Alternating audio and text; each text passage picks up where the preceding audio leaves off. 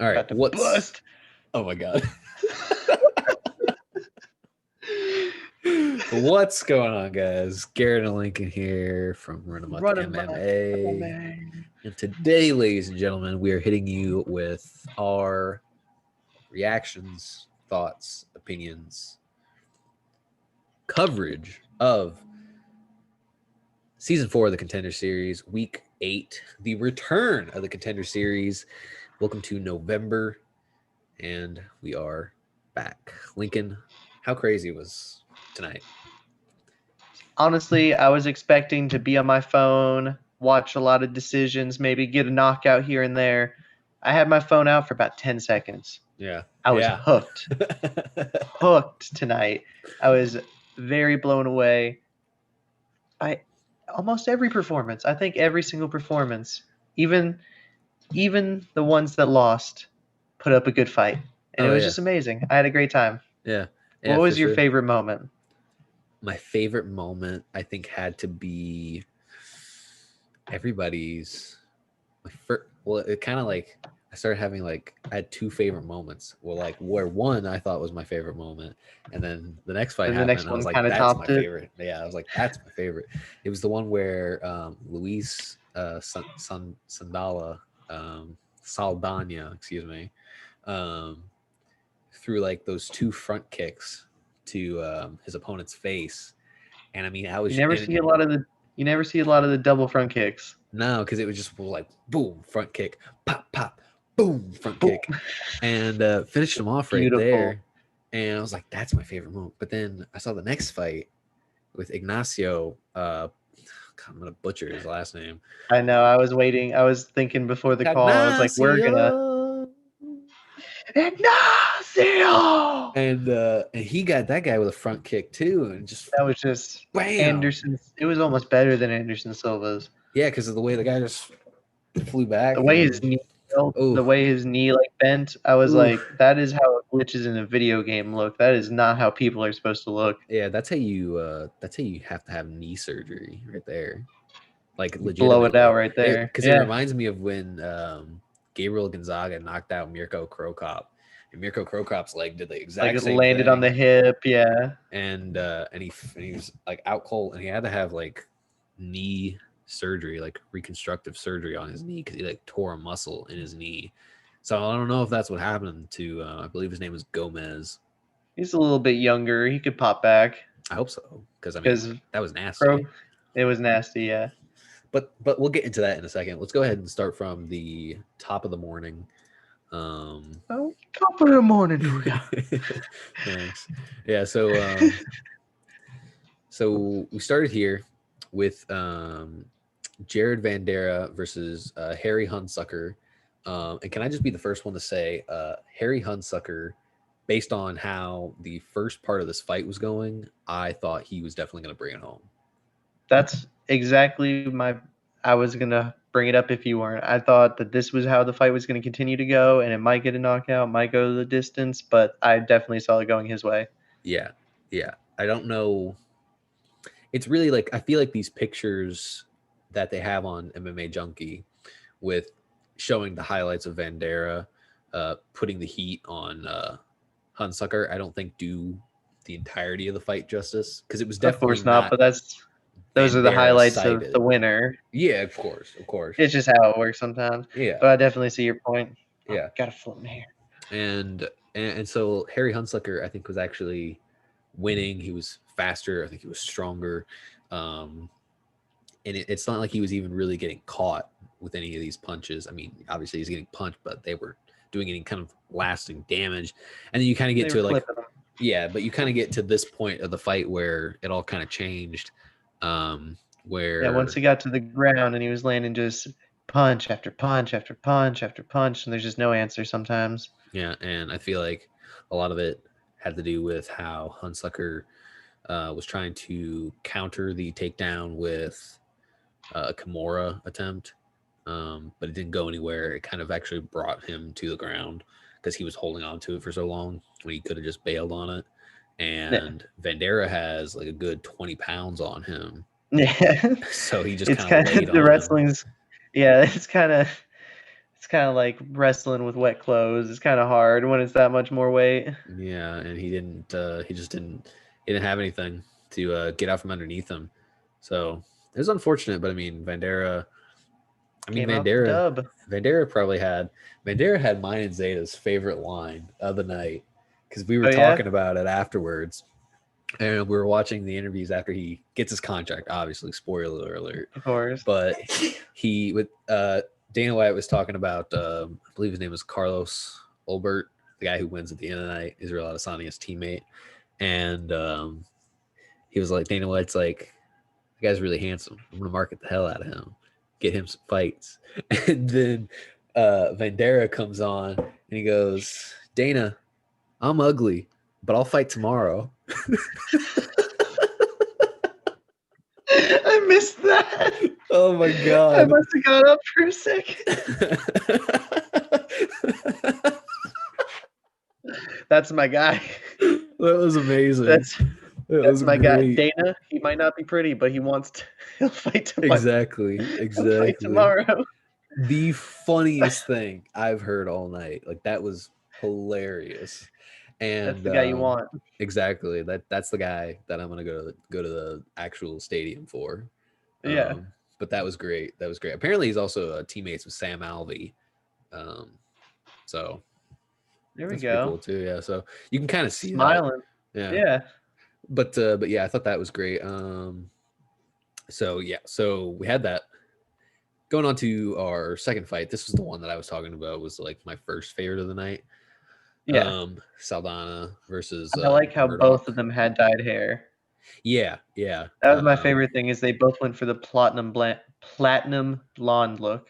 Yeah, but it definitely worked for Saldana. You know, it definitely gave him the Super Saiyan strength.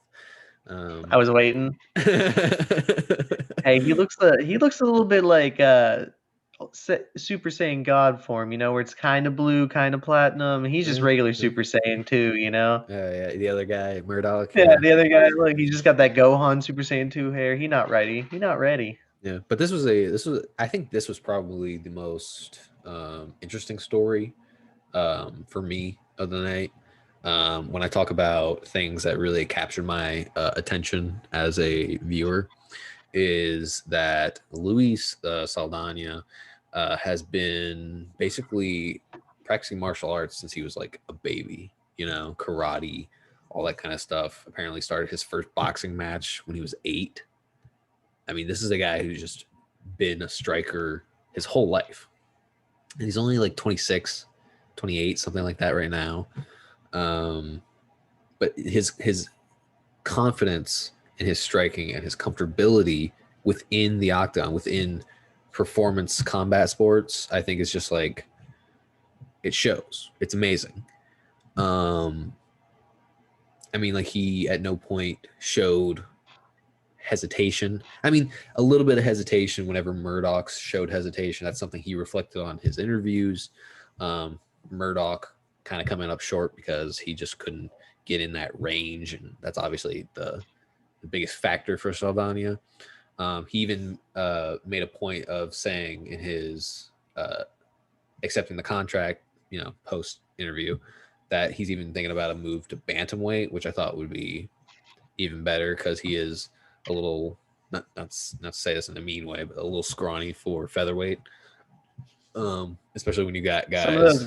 Some of those guys can go back and forth. It just depends where they are at, you know. Yeah. And also the fact that I think the thing that adds this other interesting element to his story is he worked in a factory when he was younger. He got his index finger on his right hand cut off. Does he really? Yeah. Yeah. It's let me see if I can find a better picture of it. Did not notice that at all. Yeah. Yeah. Right here. Look at this picture right here where there's only 3 fingers coming out of the glove. Huh. Yeah. Would you look at that? Did not notice that at all in the fight. Yeah. Yeah, that's apparently just something that happened to him when he was younger, and he grew up to get over it. And by the way, this is the picture of the front kicks we were talking about earlier. I know. I think that's the second one. I think that's No, I think that's the one that. this is the first one. I think this is the second one that put him down. Yeah, that one that got more in the jaw. Yeah, because this one definitely got him kind of like up here in this region, and then this one kind of just came down with the mighty force of fury on top of him. God, was that combination and those two kicks were so fast. Oh God, I mean, just It was lightning like a blink. fast. You just blink your eye, and then all of a sudden there's a toe right in your chin. Yeah. Oh God, just jamming those toes right into his sternum. I mean, just slapping him with And whip then he's kicks right to the thighs. bopping you, and then all of a sudden he's on top of you bopping you. It's too much pressure, and the ref could have stopped it earlier, in my opinion. Really? Yeah. Yeah. I mean, it was interesting because of the way the fight ended with him kind of like getting on top of him and had an arm and Murdoch's head between both knees. Yeah, and then And it was like once it got to that position, it's like, okay, well, the guy literally can't do anything. So yeah, he's just getting bashed in the face, and you can't defend. yeah, I mean, he kept scrambling, he kept rolling, but then he got to that Mm-hmm. position, and he was done. But Mm-hmm. yeah, really looking forward to more Saldana. Unfortunately, I do think he got injured a little bit in this fight. Specifically, he did mention his nub, his finger nub, was a little injured. He actually has to get cleared for it in order to compete again. Something about his foot being sore from kicking this guy's face through the fence, I guess. Like, Hey, he went for it. He went for it, and he got injured in the process. And all power to him in yeah. So recovery. we might not see him until maybe early 2021. So Most likely, but just how it goes. yep, that's why we're making the pool of competitors bigger. Yep. So yeah. So then moving on to the third fight of the night, we had Edson Gomez. That's who it was. Edson Gomez and Ignacio Bahamondes. Yeah, there we go. That actually sounds right. So got it. Edson Gomez. This is a welterweight bout. Gomez actually came in 4 pounds overweight. He missed the weight limit. 174. Ignacio came in perfect. Really young guy too. Only a year older than me. He's 23. I believe he's from Chile. And apparently he is I can't remember if it's national kickboxing champion or Muay Thai champion. I can't remember which one of the two disciplines it was. But he held the distinction of having one of those, and that came in really handy over Gomez. You could tell the superior quickness and striking and technique in the striking, and it really worked out and put the pressure on necessary to get Gomez to start Bahamondes to start slowing down later on. Yeah. Yeah. And I think this is something that Michael Bisping brought up really well in his commentary. John Anik or Michael Bisping, I forget which of the two gentlemen it was that exactly brought this point up, but I wanted to reiterate it here because I think it was another huge point of the fight. You had, because this goes into the second round, but it was pretty amazing that it even got to the second round because Gomez, for a lot of fighters that come in overweight, one of the things you ask yourself is, what is the cardio going to be like for that fighter? Because it all comes down to what's going on with their body. You know, their body is doing crazy things. They're trying to cut weight, but they couldn't make the weight. Rehydrating, all this, that, and the other. Their cardio is always going to be called into question. And I think that their Gomez's cardio in specific, was kind of just falling apart at the seams pretty much halfway through round one. And you could tell by the time round one ended, he throws his hands up on the cage. He is exhausted beyond belief. And he really was trying to get him out in the first round and just couldn't. Yeah, I mean, and that was actually something. I'm glad you brought that up because Zeta, the love of my life, likes to sit and watch these things with me.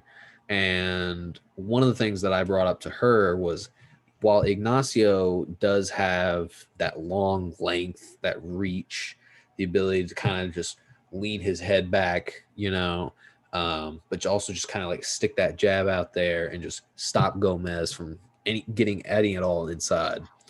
The problem with tall guys, tall, lanky, reaching guys like this is that they have a really bad habit of not protecting their head. Yeah. They think they could And just kind of move out of the way, and then all of a sudden they're backed in a corner and they're getting hit really hard. yeah, and I The think best that's, example is Steven Struve oh God, or don't even get me Stefan Struve, started. because he's just like, nobody can hit me up here. Boom. Yeah, and then that's pretty much how like all his defeats come by way of either getting hit in the head or getting hit in the nuts. Hey, or getting hit in the nuts and then getting hit in the head. Yeah. And yeah, so for me, that's kind of like what was one of the issues here with that I saw with Bahamondez. Young guy, but he's got experience, of course. He's really technically perfect in a sense. Um, Not really showing a lot of wind up for certain things. Really just firing off, just executing his strikes beautifully. But I did notice that there were plenty of times where he took some really, really heavy shots from Gomez that I think because of his spring chicken nature, we'll say, was able to take a lot of those hits. Yeah, Whereas I most feel like, most more seasoned guys might have went to sleep with some of those. yeah, and I feel like as his career uh, starts to go on, and the more because we all know eventually those shots build up, Mm-hmm. and I think again this is something Michael Bisping again brought to attention. I feel the need to reiterate it here because He's just amazing. it was brought up in the Saldana fight, but it needs to be said for Bahamondez that when you get on the inside and you get in close range like that, the hands have to be brought up to the face. They have to be brought up to the chin because that's your moneymaker right there. If that gets clocked, you're out. Um, but yeah, I mean, all in all, Bahamondez had the best knockout of the night, bar none. My favorite moment of the night. I don't think it was this one. Yeah, it wasn't this one. I have a video of the finish, but we all know how videos work when we try to show them here, so they don't always work right. But I feel the need to just go ahead and just show it real quick. Uh, Dangerous. uh, Dana White said if that's not on Sports Center tomorrow, I don't know what the fuck is wrong with this place. Dana White. But yeah, so obviously gets his contract, everything's great. Um, yeah, I mean honestly, you can't say much more about it. He set it up beautifully, got that front kick, and completely just wasted his opponent. So yeah, and I think that perfectly segues right into the final fight of the night, which was Carlos Ulberg versus Bruno Oliveira. And It's a quick night. yeah, I mean, just kind of just only four fights Yeah. back, and All only the finishes. Saldana fight made it to the third round. Yeah. But like again, like you said, all finishes.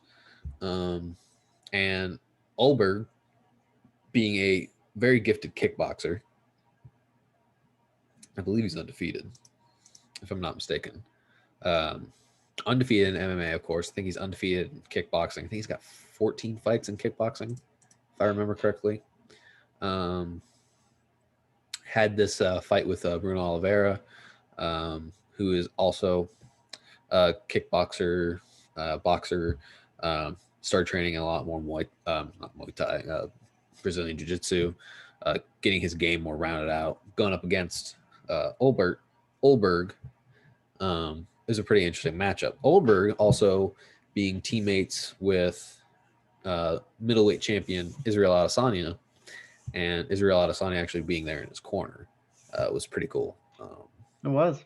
Yeah, Taking the picture after, shouting, being right there, yeah, doing the press release, everything, having that guy sell you up to the higher ups into the audience and whatnot. That's big. yeah, yeah, and And being pretty. yeah, and Ulberg, yeah, that too, and Ulberg, kind of doing his own thing and being able to finish the night with a KO of his own. I also have that pulled up right here too, and we'll just show it real quick and just talk about it in case it doesn't come across that well in our video. Or but It always yeah, comes so well on my video, and then I watch the recorded, and it doesn't. but yeah, so basically what had happened there was um, Olberg hits him with the hook. Uh, Oliveira kind of just storms in. They start kind of doing the tie up punches. Um, Some lazy jabs, yeah, some drunken hooks. yeah.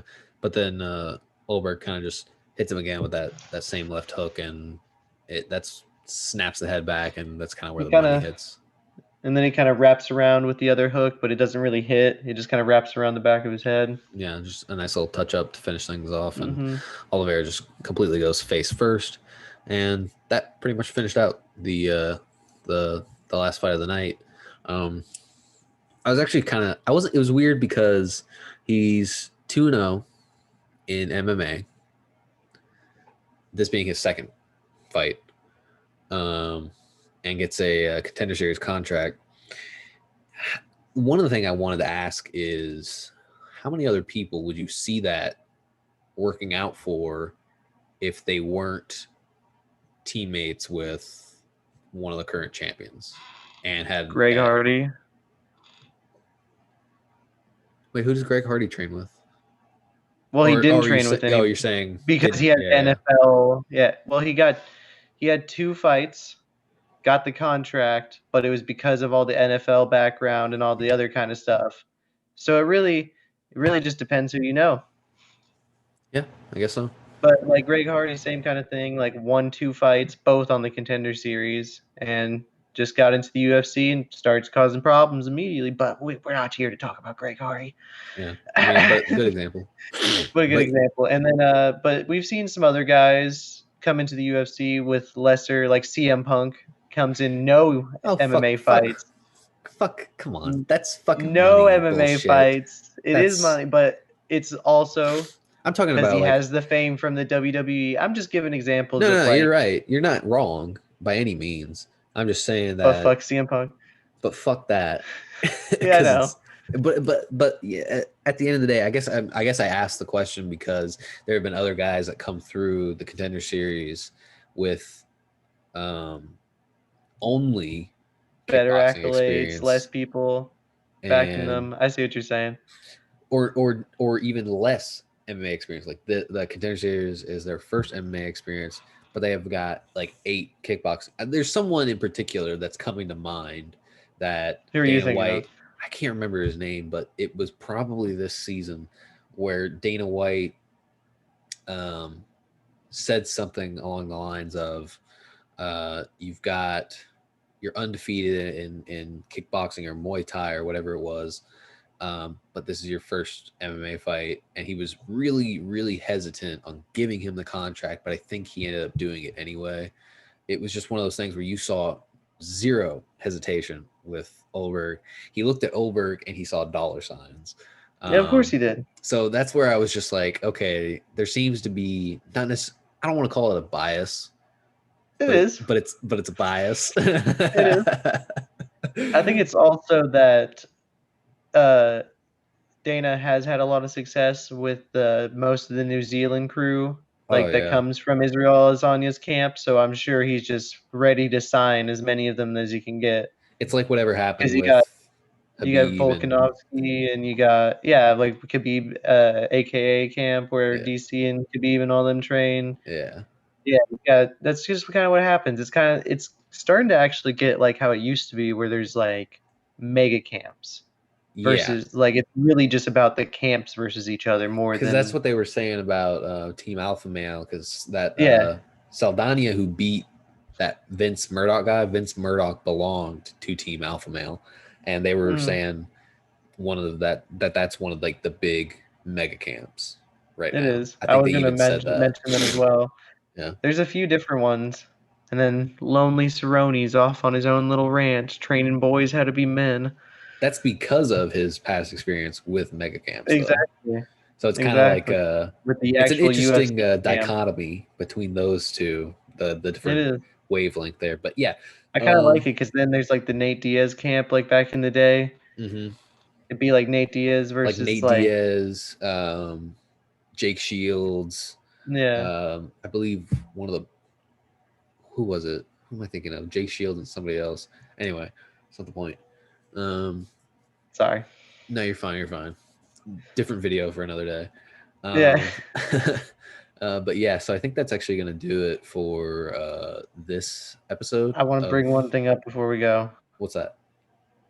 We feel like when we did the GOAT discussion on the last video, we didn't think about Demetrius Johnson enough, and I just wanted to bring that up. Looks like we're gonna have to make another video. No, I'm just saying I want to bring it up here. I just want to say number 5 on my list, Demetrius Johnson. I'm throwing it See, out I'm there into glad the you said universe that. I'm glad you said that because I feel like we just didn't bring him up at all, and then I it's thought somehow he about it just later. like. I know, just didn't think about him. Well, it's weird I'm because sorry. when I'm sorry, D. I hate I'm to, sorry. I don't want to bring it. I don't want to make this video longer than it is, which is why I do think we should make a separate video at some point in the future. We will. Just Retouching not up on today. the subject, but not today, no. But retouching on the subject. We will. Okay, so But yeah, other than that, peace out. Like, comment, subscribe. Love y'all. yeah. Peace. Keep watching.